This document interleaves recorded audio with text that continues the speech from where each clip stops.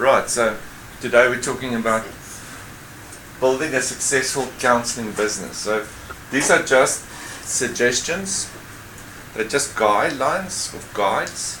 So we're just going to go through a lot of ideas, and the idea is for you to actually just, there's some reflection parts in there which you obviously can do at home with your paperwork. Unfortunately, the PowerPoint presentation is too big. I can't email it, so it doesn't allow email. So if someone really wants it, that's watching, that's not here, send me a message and I will mail it to you. But otherwise, I can't email it. So building a successful business. There's a lot of things we need to take into consideration for building a successful business, and we're just going to journey around this and also journey around the idea of building a successful business. There's different ways of building a business. Not everyone wants to do this. It's hard work. The easiest route is to go and work for someone, but the most rewarding part is to do your own thing. Your flexible time flexibility, there's all sorts of stuff in it. You can decide when you're going to do it, how you're going to do it. The only issue is when you're going to leave, then there's no income. So there's a lot of pros and cons that you have to look into for the building your own business. So okay, the first thing is you need to build the business, and you need to build it, and you need to build it very successfully. And so I just put a lot of stuff together, so that's why the document's so big. So 7 things you need to know when starting a business, and I got it from a lady named Lucille Zimmerman, and there's her details on your notes. You can go onto her page, and she talks a lot about what her experience was when she started her own business. Okay, so 7 things you need to know. It helps if you don't press the shift button instead of the enter button. So, don't pay for advertising. So this lady goes and says, don't pay for advertising. Putting up a business, starting a business, there's a lot of expenses that you need to do. I mean, you need to be registered with the ACA, Christian Counselling Association, PACFAL, wherever you go, and wherever you're going to go on your journey with them. So there's lots of expenses. So I spend a lot of this is from her. I spend a lot of money on mailers and newspaper advertising. I did, and it didn't pay off. Most of my clients were referred by friends or acquaintances. So word of mouth is normally your best thing. So if you're a sucky counsellor, you're going to struggle. If you're a good counsellor and people believe in you and can trust you, and word of mouth, and it's like there's people that keep on coming back to you. I had a client a while ago, up to 15 sessions already, and then I realized she's becoming too dependent on me as a counsellor, and then I had to stop it and say, I think we've done what we're supposed to do. I want to refer you on. I would have kept her on, but I just felt that she became too dependent on me as a counsellor, and we don't want our clients. We want our clients to be free. We don't want them to be moved, change the shackles of what they are on and break them, and then shackle themselves to you. So I had to move her on because of that. There was no transference or anything like that happening. It was just that I realized that she struggles to cooperate if she can't see me each week. And I have many clients, so I can't keep on seeing the same person over and over and over, which already dealt with all the issues. Our sessions were basically, what happened this week, nothing much, how do you feel about stuff. So it was just basically a normal chat every week. And I referred her on to someone else. So it's helpful to mail letters to telling professionals in the community what I was up to. I shared a little of my own history, bio, something like that. That's great. Facebook is great. Facebook is an awesome friend, and it's free. if you especially start a Facebook group. I just launched my Facebook group last week. Corey counseling Corey, or counselor Corey, something like that. And the main page actually on my counseling is Christian counseling on the Gold Coast. So my focus is Christian counseling on the Gold Coast. I don't do Christian counseling in the sense of some of the techniques. It's just my clients will know that I'm a Christian, and we can talk about godly stuff or Christian stuff in the sessions. Although I also focus on the normal CBT, PCT, the normal counseling stuff, because there's different stuff in Christian counseling. I found there's a lot of Christians that want to be counseled by a Christian counselor. So that's why I go from that. So I can lose. There's a part of the community who won't go to me because of that. There's a part of people that will come to me because it doesn't bother them, and then there's people that come to me because of the fact that I make it clear that is what I do. This is what I counsel. I counsel specifically families and relationships and teenagers. So that's the areas that I focus on. I would like to do a sport group. I'm busy doing research on groups for carers of people with Alzheimer's and stuff like that, because that is what my personal experience was with my father. So that's what I want to also focus on a lot. And then I'm trying to develop a new sort of therapy, which includes fitness and gyms and stuff like that. But this lady says word of mouth is your number one. Word of mouth, business cards, whatever. Go and print. I just printed my business cards. Vistaprint, great, very cheap.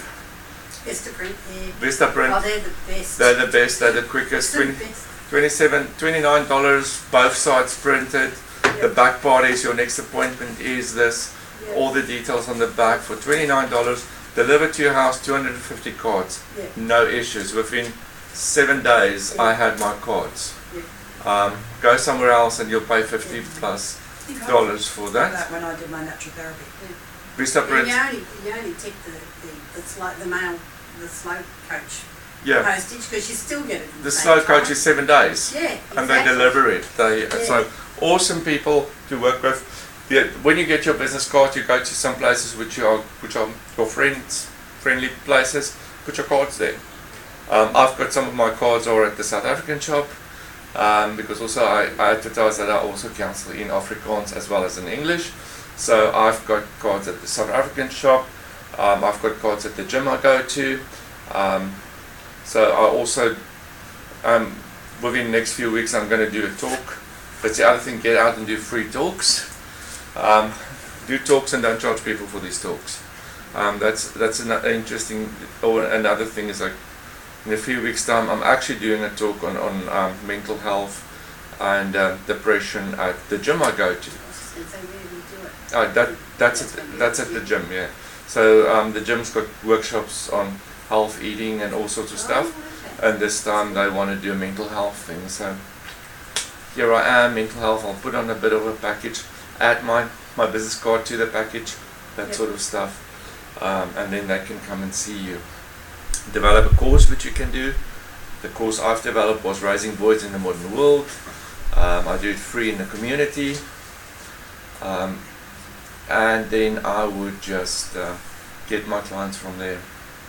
Community, get your name around, especially I'm working in the Christian world, get your name around churches, go in that area. So decide where you want to go. So word of mouth plays a big role. And you've got that's the problem is, if you've got really bad experiences with your clients, your name goes like down the drain. So you need to make sure that you give all your clients the best you can each session that you have. So first of all, consider your space. Space is very important. Where do you counsel? Safe environment. I always say I don't recommend your own home. But also that's just a recommendation. It's not like no. There's lots of counsellors that work from their own homes. It saves a lot of overheads. It's also tax deductible because you can have office space and stuff which you can deduct from tax. So for many people, especially if you're starting off, that might be a good option. The only thing is that you need to be very, very clear on your boundaries because unfortunately your client knows exactly where you live. So that's what worries me, being counselling. Yeah, so that's a problem. And also the fact is you must make sure that your room that you're counselling is quite secure but also safe. Secure in the sense that no one in your house can hear what you're talking about. Because I won't go to a counsellor and I feel like the kids are listening to me or whatever, or it's like, or you can hear them, or I can hear them, or I can hear the music or whatever. One of my mentors, guy that I look up to, he's got his whole practice from his house. He actually built on 2 rooms. He's actually got an entrance to his practice, and he's got his house on the one side. So and he's got also counsellors that work for him or with him. So they've got a few rooms built onto his house. So he runs his practice from his house. The other thing, would the room in the house be that you wouldn't have your clients trudging like through to get to the room? Yeah, it's not. I mean, it's like. Like where you could bring him in the front door, but you have to take him through the lounge and through the Yeah, dining room. don't do that. Hallways. It must be like right in the house or on the side of the house. If you convert your garage, please just let it look like it's a room and not a garage converted into a room. It's like get rid of the garage door at least. That sort of stuff, because it's like a bit of make it look like a proper room. It's like don't put them in a room where they feel like this is just squashed in. It needs to be professional. Do counsellors also go to the clients' homes? Apparently some do. Okay. It's not a no, but it's a very, very dangerous area to go into. I would not recommend that at all. Okay. You don't know what you're going to get. You don't know what you're going to go into. It's a no. For me, it's a no. For me, it's like I as a man will not do that for my own safety, and also I would never suggest the female do that because you honestly don't know what you're going to get. We're working with people. We work with normal people going through stuff we want to talk about, but we also have people, and you, especially the first time, you don't know your client. So you don't know if your client has got some mental issues. What about meeting them at a park or? That's the problem. It's not confidential. Okay. That's not. It's not confidential. Meeting coffee shops, meeting in the public. That's not. You need confidential. You need closed. You need. And our luck is, your luck is that one of your other clients who knows you're a counsellor see you with this person. And it's like, that person's getting counselling. That's or I know stuff. that person. Yeah. So we're talking about confidentiality. You need to always take your confidentiality into account. Also, you need to remember where you're going to go. The place must be available. What I do is I'm at a place called M1 Psychology. They've got 2 sections. They've got M1 Psychology and Vision Psychology, and both of them are. Vision is in the city, M1 is in Logan Home, and we basically rent rooms there. So I rent a room in 4-hour blocks. Is that expensive? Fairly, but it's also not too bad because it's a whole. It saves me everything. It saves me setup fees. It saves me. I'm on their website or getting on their website. I'm not saying not because you had it up on the board, so I looked it up. Not yeah. Sorry. It's furnished. It's furnished. They've got reception. There's a receptionist. There's everything is there. I think they've got about 10 rooms. And they rent a room, so to speak. You rent a room in 4-hour blocks, yeah. So you rent it for 4 hours, and which is awesome because you have a professional looking room. It's interesting. Their rooms are according to countries. So they've got the Japanese room, which has got a Japanese theme, and a Mexican room, and I'm making use of the British room. It's like thick, old style furniture and old books, and that's the British room. So and they sell out. They rent out the rooms according to sizes. So the biggest room, obviously, you pay more, that sort of stuff. But it's a very safe environment to work in because there's people around. There's receptionists around. There's a great waiting area. And it's also all I need to do is I pay for the room. You just turn up. I just pay for the room, turn up, and you have to book your rooms in 8 weeks in advance, so that they know if they book clients that you're going to be there for the next 8 weeks. That sort of stuff. Do you just take your files with you? Yes. So you don't leave your file because you're running your own business. And how would insurance go that way? You pay for your own insurance. You cover yourself. So they book the clients? No. Some of the clients they book, some of the clients you book. So, okay. So if people come in and say they want a counsellor for marriage counselling or whatever, a lot of people will phone in via the websites. Websites work with you put your photo and articles and stuff on, which I'm still very slack on. I haven't written one article yet. I've got heaps of research, but I haven't written one article yet. But it's just I'm just getting used to the fact of writing my articles. So I am busy working on an article for, as I said earlier, before on gaming addiction. So I'm working on that, but it's not done yet. Okay, so but consider your space. It needs to be neat. It needs to be nice. It doesn't. Don't have it like in a backyard of a shop where there's like the bins, the past the bins, and it's dirty, and it's like really it's. You wouldn't have it in the shed at the showgrounds. Sorry. No, you wouldn't have it at the shed at the showgrounds. No, I won't say to do that. Yeah. And also, if you're a house if you do it in your house, don't have it like in your bedroom. You know, or it's like if you use it like don't like. It's an office. It's an office. Create an office space. Don't have like a bed or a lounge or something in there. Like make it a professional looking room. But comfortable. I mean, I went to someone who counsels from her house, somewhere on the Gold Coast. First of all, we had to walk through the house and through all the corridors to this room. And while we were there, her Alsatian came in twice, and she had to chase the Alsatian out. And he comes in and he sort of licks you, and it's like, so I just, we're not coming back. It was just like, we're not going. She charged $160 an hour, and I struggled to pay the $160 an hour because I felt like what you gave me is not worth what I'm paying for. Yeah. And also the environment, I just felt yucky. How big should a room be? Well, whatever you can think is good for the room. Some rooms are, if you've got a family, obviously a bigger room. If you've got one-on-ones, you don't have to go that big.